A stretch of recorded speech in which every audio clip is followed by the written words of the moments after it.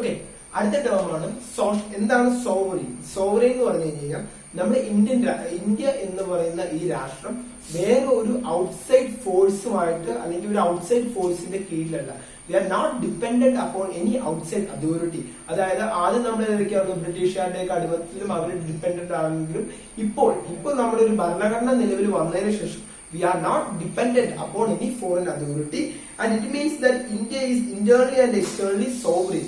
അതായത് സ്വയം തന്നെ ഇന്ത്യ എന്ന രാഷ്ട്രം ഇന്ത്യ പോലെ തന്നെ അവര് സ്വയം ഡെവലപ്പ് ചെയ്തു വരുന്നതാണ്. അത് ഇന്റേണലിയും എക്സ്റ്റേണലിയും അവർ തന്നെ ഡിപ്പെൻഡന്റ് ആണ്. അവര് സ്വയം ഡിപ്പെൻഡന്റ് ആണ്. വേറെ ഒരു ഫോറിൻ അല്ലെങ്കിൽ വേറൊരു എക്സ്റ്റേണൽ ഫാക്ടേഴ്സോ പോലെ ഒരു ഇതുമായിട്ട് അവരൊരു ഡിപ്പെൻഡൻസി കാണിക്കുന്നില്ല എന്ന് പറയുന്നതാണ് സോവറിൻ എന്ന് പറയുന്നത്. India is not dependent upon any outside authority. It means India is both externally and internally sovereign. Okay, അടുത്ത ക്വസ്റ്റ്യൻ, അടുത്തൊരു പോയിന്റ് ആണ് ദ ടേം സോഷ്യലിസ്റ്റ്. സോഷ്യലിസ്റ്റ് എന്ന് പറഞ്ഞ ടേം ഇൻസേർട്ട് ചെയ്ത് 42nd അമെൻഡ്മെന്റ് വഴിയാണ്. ഓക്കെ, നമ്മുടെ ഇന്ത്യൻ പ്രിയാമ്പിൾ, ഇന്ത്യയുടെ ആമുഖത്തിന് വിളിക്കുന്ന പേരാണ് പ്രിയാമ്പിൾ എന്ന് വിളിക്കുന്നത്. ഈ ആമുഖത്തിൽ പറഞ്ഞിട്ടുള്ള സോഷ്യലിസ്റ്റ് എന്ന ടേം 42ാം ഭരണഘടനാ ഭേദഗതി 1976 പ്രകാരമാണ് ഇന്ത്യൻ കോൺസ്റ്റിറ്റ്യൂഷനിലേക്ക് ഇൻസേർട്ട് ചെയ്തത്. Okay, the term socialist were inserted to the constitution by 42nd Amendment Act 1976. 1976 42ാം ഭരണഘടനാ ഭേദഗതി വഴിയാണ് സോഷ്യലിസ്റ്റ് എന്ന ടേം നമ്മുടെ ഇന്ത്യൻ കോൺസ്റ്റിറ്റ്യൂഷനിലെ പ്രിയാമ്പിളിലേക്ക് ആഡ് ചെയ്തത് എന്ന കാര്യം ഓർത്തു വെക്കുക. ഭയങ്കര ഇമ്പോർട്ടന്റ് ആയ ക്വസ്റ്റ്യൻ ആണ്. അടുത്ത question, define the term secularism. Secularism എന്ന് പറഞ്ഞാൽ എന്താണ്? The state have no any official religion of its on.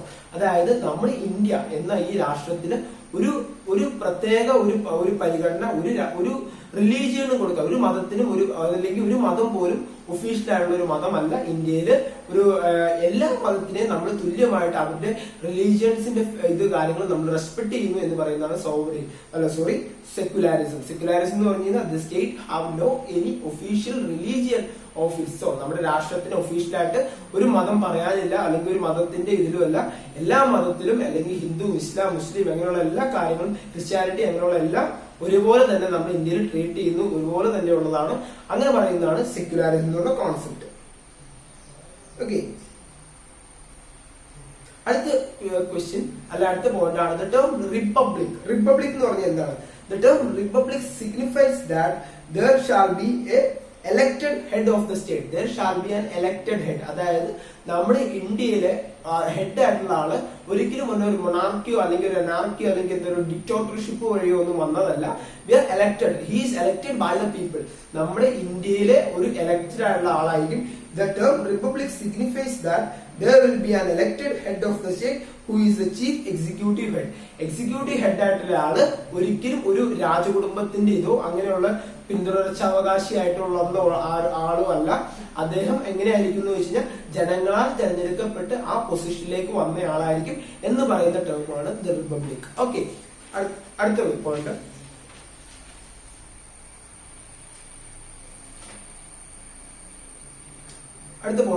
Dash is the constitutional head of the state.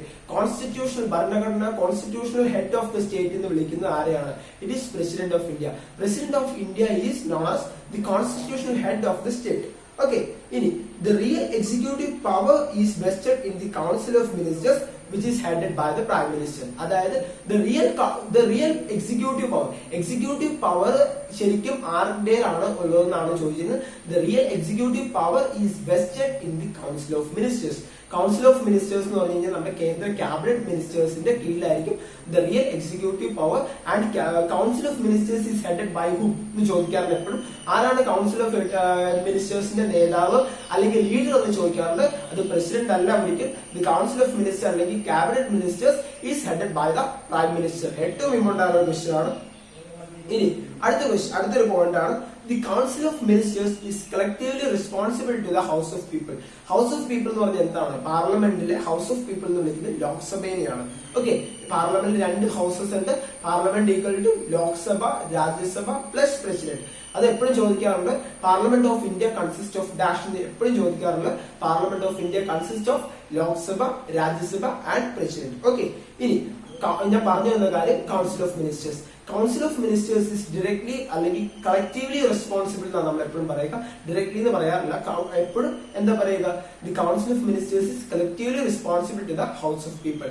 House of people എന്ന് പറഞ്ഞാൽ ലോക്സഭയാണ്. എപ്പോഴും ചോദിക്കാറുണ്ട് the council of ministers is responsible to dash എന്ന് ചോദിക്കുമ്പോൾ ഇറ്റ് ഈസ് ലോക്സഭ അല്ലെങ്കിൽ house of people. ഇനി അടുത്തത് the members of the Lok Sabha.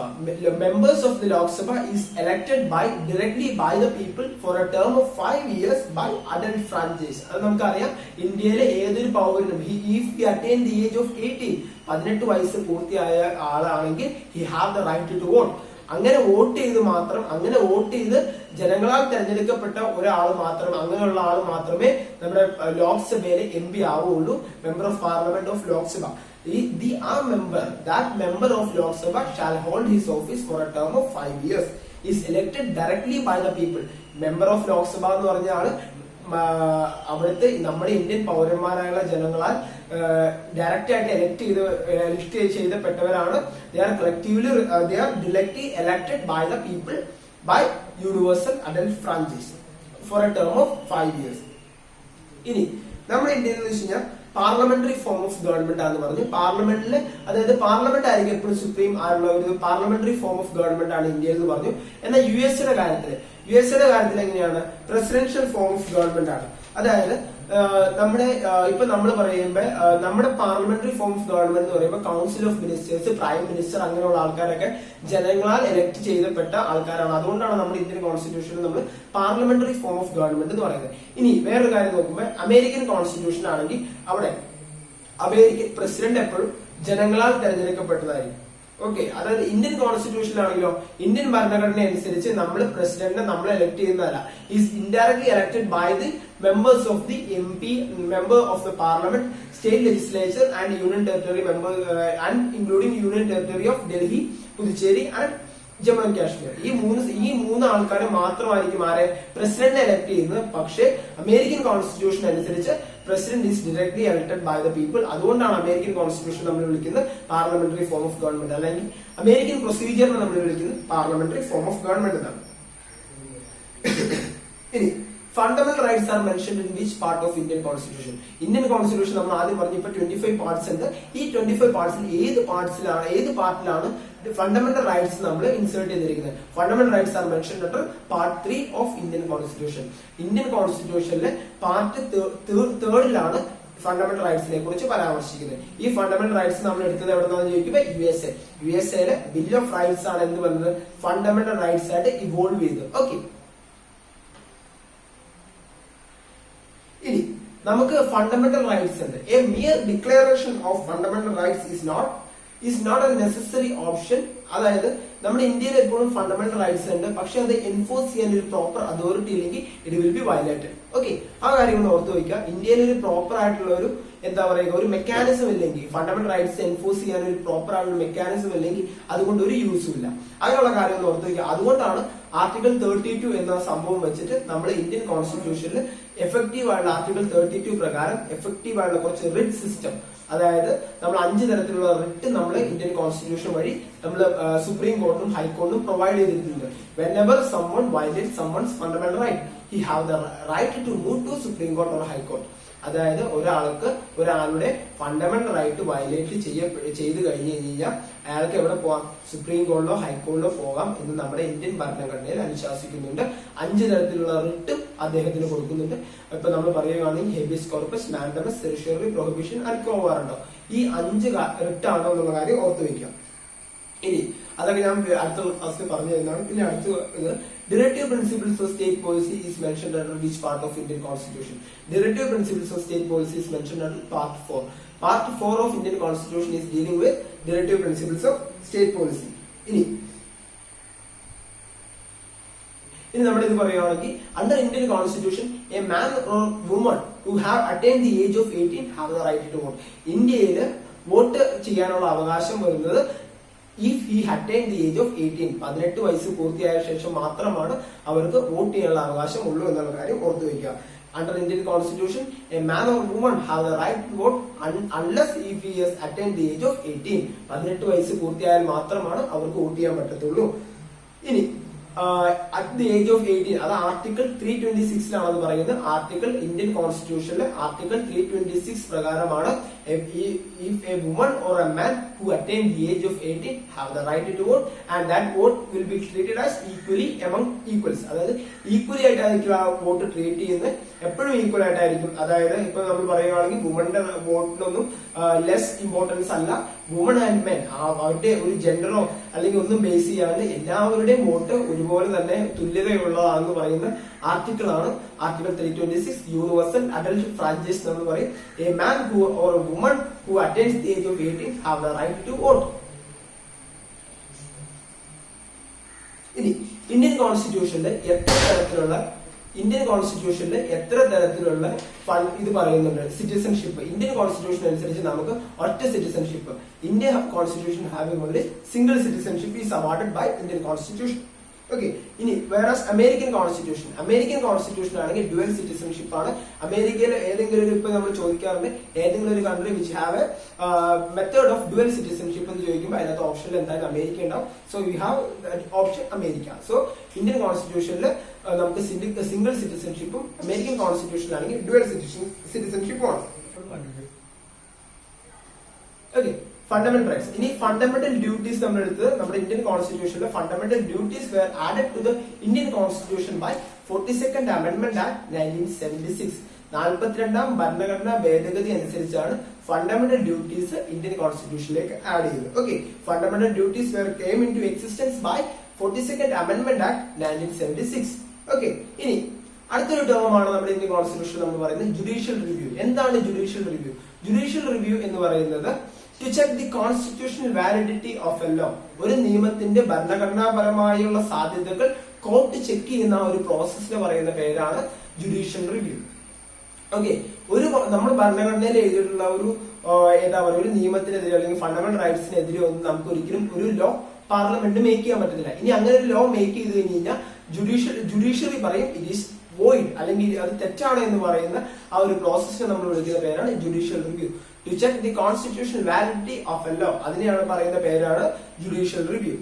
Okay, ഇനി ഈ ജുഡീഷ്യൽ റിവ്യൂ എന്ന പ്രിൻസിപ്പിൾ നമ്മൾ അഡോപ്റ്റ് ചെയ്ത് USA എന്നാണ്. We take the method of judicial review from the state of USA എന്ന യുണൈറ്റഡ് സ്റ്റേറ്റ്സ് ഓഫ് അമേരിക്കയുടെ കോൺസ്റ്റിറ്റ്യൂഷനിൽ നമ്മൾ എടുത്ത സാധനമാണ് ജുഡീഷ്യൽ റിവ്യൂ. ഈ ജുഡീഷ്യൽ റിവ്യൂ എന്ന് പറയുന്ന കാര്യം എന്താണെന്ന് ഓർത്തു വയ്ക്കുക. To check the constitutional validity of a law, ഒരു നിയമത്തിന്റെ ഭരണഘടനാപരമായ സാധ്യതകൾ ചെക്ക് ചെയ്യുന്ന ആ ഒരു പ്രോസസ്സിനെ വിളിക്കുന്ന പേരാണ് ജുഡീഷ്യൽ റിവ്യൂ. ഇനി ഫേമസ് ആയ ഒരു കേസ് ഉണ്ട് നമ്മുടെ ഇന്ത്യയില് ഒരു ഫേമസ് ആയ കേസാണ് Kesavananda Bharati versus state of Kerala. ഈ Kesavananda Bharati versus state of കേരളയുടെ ഇമ്പോർട്ടന്റ് ആയ ഒരു ഫാക്ട് ആണ് judicial review is the basic part of Indian constitution. Okay, judicial review is the basic feature of Indian Constitution and it cannot be amended by an act of parliament. അതായത് Indian കോൺസ്റ്റിറ്റ്യൂഷനിലെ ഒരു basic feature ആണ് നമ്മുടെ judicial review എന്നും ഈ ഒരു process അല്ലെങ്കിൽ ഈ ഒരു പ്രോസസ്സ് ഒരിക്കലും ഒരു പാർലമെന്റ് ഒരു ആക്ട് വഴി ഇന്ത്യൻ കോൺസ്റ്റിറ്റ്യൂഷനിൽ എടുത്തു കളയാൻ പറ്റില്ല എന്ന് പറയുന്ന കേസാണ് Kesavananda Bharati versus state of Kerala. അതിന്റെ മെയിൻ ആയിട്ടുള്ള കൺക്ലൂഷൻ ഇതാണ്: basic feature of the constitution cannot be amended. അതായത് പാർലമെന്റ് ആക്ട് വഴി ബേസിക് ഫീച്ചറിൽ ഇരിക്കുന്ന ഒരു സാധനം പോലും നമുക്ക് എന്ത് ചെയ്യാൻ പറ്റില്ല, അമെൻഡ് ചെയ്ത് കളയാനോ എടുത്തു കളയാൻ പറ്റില്ല എന്ന് പറയുന്ന കേസാണ് Kesavananda Bharati versus state of Kerala. Okay, ഇനി doctrine of judicial review was first exercised by the supreme court of America. അമേരിക്കയിലെ സുപ്രീം കോർട്ടിലാണ് ആദ്യമായിട്ട് ജുഡീഷ്യൽ റിവ്യൂ എന്ന സംഭവം ഉടലെടുത്തത്. ഓക്കെ, ഇനി അടുത്തൊരു ഡോക്ട്രിൻ ആണ് doctrine of separation of powers. Separation of powers were taken. ആ ഒരു ഡോക്ട്രിൻ നമ്മൾ പ്രൊപ്പൗണ്ട് ചെയ്ത് അല്ലെങ്കിൽ ആ ഒരു ഡോക്ട്രിൻ ഇൻവെന്റ് ചെയ്ത് മൊണ്ടെസ്ക്യൂ എന്ന് പറയുന്ന ഒരു ഫേമസ് ജൂറിസ്റ്റ് ആണ്. എന്താ പറയുക, the doctrine of separation of powers were taken by അല്ലെങ്കിൽ were put forward by Montesquieu. ഇനി വേറൊരു ഇത് പറയുമ്പോൾ നമ്മുടെ ഇന്ത്യൻ കോൺസ്റ്റിറ്റ്യൂഷൻ ക്വാസി ഫെഡറൽ ആണെന്ന് പറയും. എന്താണ് ക്വാസി ഫെഡറൽ? ക്വാസി എന്ന് പറഞ്ഞൊരു ലാറ്റിൻ ടേമാണ്. അതിന്റെ അർത്ഥം ഹാഫ് എന്നാണ്, QUASI, ക്വാസി ഫെഡറൽ. ഈ ഫെഡറലിസം എന്ന് പറയുന്ന ഒരു കോൺസെപ്റ്റ് എന്ന് പറഞ്ഞു കഴിഞ്ഞാൽ നമ്മൾ എന്താ പറയുക, ഫെഡറലിസം നമ്മൾ എടുത്തത് കാനഡയിൽ നിന്നാണ്. അതിന്റെ ഫെഡറലിസത്തിന്റെ മീനിങ് എന്ന് പറയുമ്പോൾ central and state having equal responsibility and they are not subordinate. അവര് ഒരിക്കലും സെൻട്രൽ എന്ന് പറഞ്ഞ ആ ഒരു ഇത് ഒരിക്കലും സബോർഡിനേറ്റ് അല്ല, സ്റ്റേറ്റിന്റെ and they are mutually exclusive. രണ്ട് പാരലൽ ലൈൻ പോകുന്ന പോലെയാണ്. രണ്ട് പാരലൽ ലൈൻ നമുക്ക് എപ്പോഴും അറിയാം, ഒരിക്കലും മീറ്റ് ചെയ്യത്തില്ല. അതേപോലെ തന്നെ അവർക്ക് ഇൻഡിവിജ്വൽ ആയിട്ടുള്ള അവർക്ക് പവേഴ്സ് ഉണ്ട്. ഒരിക്കലും ഒരാളുടെ പവറിൽ മറ്റൊരാൾക്ക് കൈയെടുത്താൻ പറ്റില്ല എന്ന ഒരു കോൺസെപ്റ്റ് ആണ് ഫെഡറലിസം. രണ്ട് തരത്തിലുള്ള ഗവൺമെന്റ് ഉണ്ടാവും, സെൻട്രലും ഉണ്ടാവും, സ്റ്റേറ്റിലും ഉണ്ടാവും. പക്ഷെ ഇന്ത്യൻ കോൺസ്റ്റിറ്റ്യൂഷൻ എന്താണ് പറയുന്നത്? ക്വാസി ഫെഡറൽ എന്ന് പറയുന്നത്. അതെന്താണ് കാരണം എന്ന് ചോദിച്ചു കഴിഞ്ഞാൽ ഇന്ത്യൻ കോൺസ്റ്റിറ്റ്യൂഷനിൽ നമ്മുടെ central government is more powerful than state government. ഒരു സ്റ്റേറ്റ് ഗവൺമെന്റിനേക്കാളും കൂടുതൽ പവർ ആർക്കുണ്ട്? സെൻട്രൽ ഗവൺമെന്റ് ഉണ്ട്. അതുകൊണ്ട് തന്നെ ഇന്ത്യൻ കോൺസ്റ്റിറ്റ്യൂഷൻ എന്താണ് പറയുന്നത്? It is quasi federal. Okay.